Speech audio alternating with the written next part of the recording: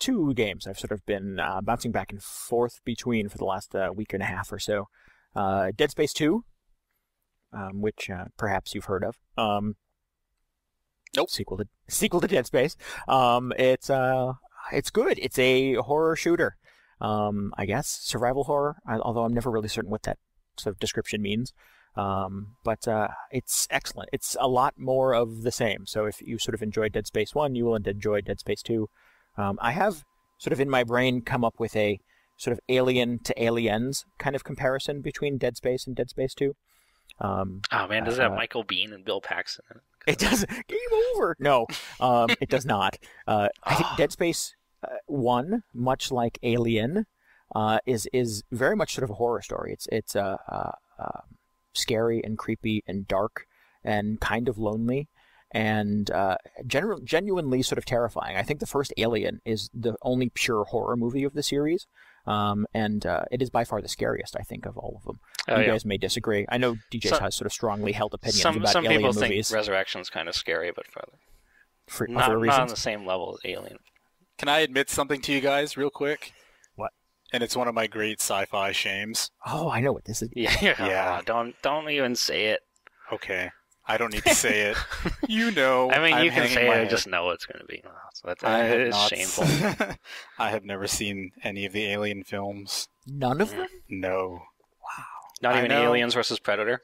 That's a good one. No. Just to clarify for our listeners, that was a joke. I'm made a point of never seeing that movie.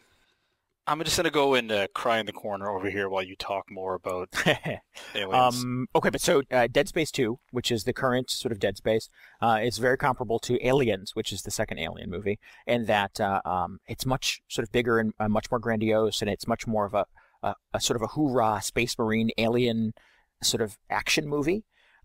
It's still scary. It still has creepy monsters and stuff like that, but it's much more sort of bigger and over the top in every way. Is your character a bald space marine? No. Oh, nice. No. He does, like, in the first Dead Space, he was silent. Like, he didn't say a word. You could hear him breathe, and you could hear him grunting when he would stomp on monsters and stuff like that. And in the second one, he talks.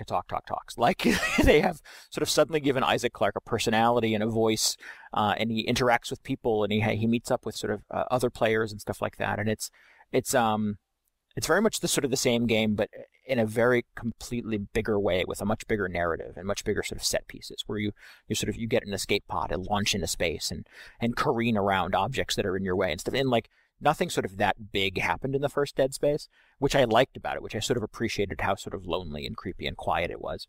And I like Dead Space 2, but it is a much, I keep saying this, bigger experience.